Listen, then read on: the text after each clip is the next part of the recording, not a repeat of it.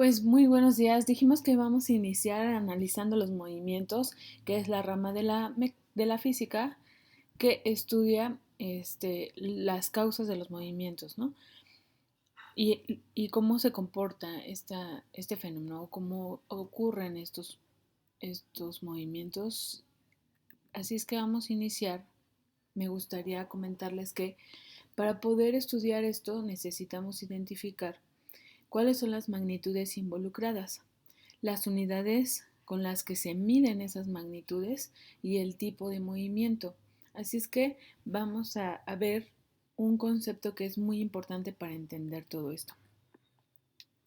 Pues sí, tenemos que medir, tenemos que tener eh, información para poder analizar un movimiento. Entonces, ¿qué es medir o qué significa magnitud? Porque pues es sumamente importante que todos sepamos que cuando necesitamos calcular cómo se movió un objeto, pues necesitamos tener información para ello. Y una de esas informaciones que obtenemos es justamente el hecho de medir. Pues resulta que una magnitud es todo aquello que se puede medir, se conoce en física como magnitud. Existen dos categorías para clasificar las magnitudes.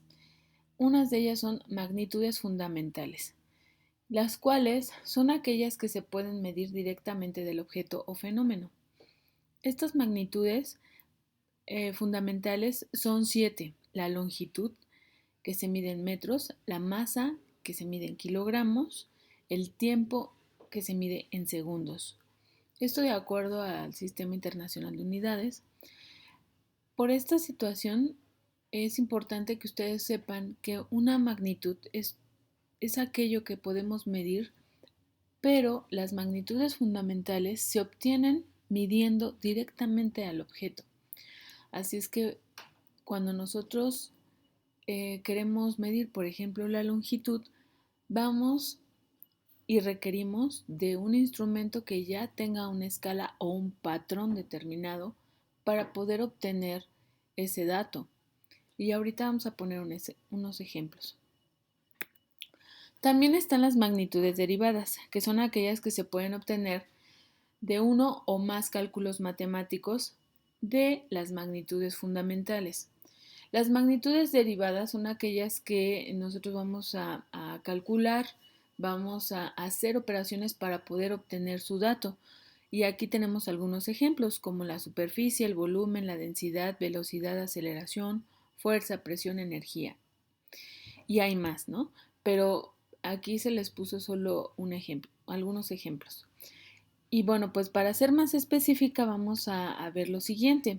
Por ejemplo, cuando nosotros queremos calcular el área de este cuadrado, de este rectángulo, perdón, vamos a requerir saber cuál es ese valor que tiene esa zona en color rosita. Y para esto necesitamos tener la información de cuánto mide cada lado, ¿no? La longitud de cada uno de sus lados, o más bien de su base y su altura. Por eso, bueno, pues en este ejercicio ya tenemos información para poder calcular el área que tiene este rectángulo. En este caso nuestra base mide 10 centímetros, nuestra altura 7 centímetros. Entonces, hacemos la sustitución de los datos para poder calcular el área en color rosa que vimos aquí. Y de esa manera, cuando tú haces el cálculo, en este caso la multiplicación, vas a obtener el valor del área. Por esa razón, el área es una magnitud derivada y todas aquellas magnitudes que se obtienen por medio de un cálculo, de una operación o de varias, se les conoce como magnitudes derivadas. La otra categoría es que las magnitudes también se clasifican de acuerdo a la siguiente característica. Podemos tener magnitudes vectoriales y magnitudes escalares. Bueno, vamos a empezar con magnitudes escalares. Cuando necesitamos expresar, por ejemplo, la temperatura en la que nos encontramos, Yo expreso, por ejemplo, 30 grados Celsius o 30 centígrados, ¿no? Y de esa manera yo estoy diciendo qué temperatura tenemos actualmente, ¿no? O en una sustancia, por ejemplo. La temperatura solo menciona su valor, o sea, cuánto vale o cuánta temperatura tiene el objeto y las unidades, que en este caso son Celsius. Entonces, a ese tipo de magnitudes se les conoce como magnitudes escalares. También la longitud, por ejemplo, es una magnitud escalar.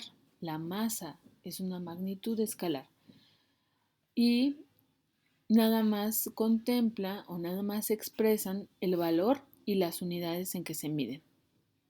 Por otro lado, están las magnitudes vectoriales. Son aquellas que requieren forzosamente indicar la dirección o sentido hacia donde se está aplicando, ya sea la fuerza o hacia donde está haciendo el movimiento.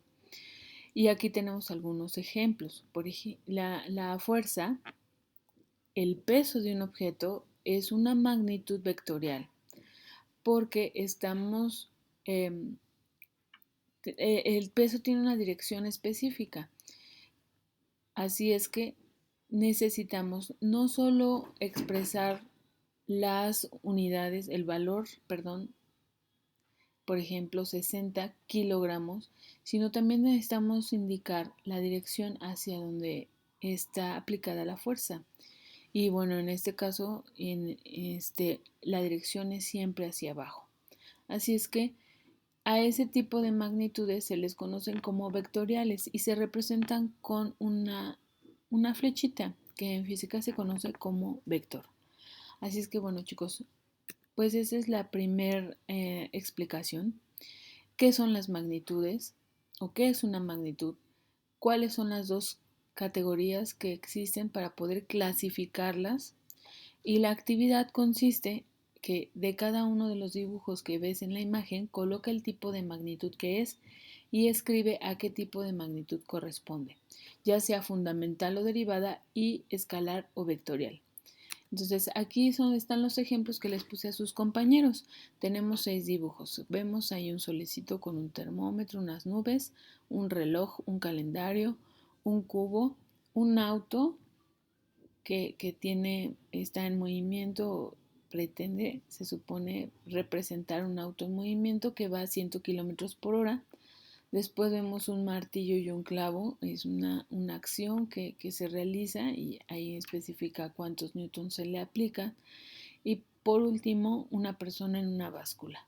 Entonces son 6 dibujos y lo que tú tienes que poner es qué tipo de magnitud es o a qué está tratando de representar y también especificar si es magnitud ya sea fundamental y derivada o escalar y vectorial. Si tienes dudas, comunícate conmigo para poder resolverlas. Los alumnos que están a distancia van a trabajar por Classroom, perdón, van a trabajar por correo electrónico. Allí me van a enviar la información. Los alumnos que están de manera presencial ya hicieron la actividad y la van a subir a Classroom. Así es que bueno, pues les agradezco muchísimo su atención y cualquier cosa me pueden enviar mensaje para resolverles su duda. Me despido de ustedes, muchas gracias. Nos vemos la siguiente. Muy buenos días, buenas tardes o buenas noches, chicos.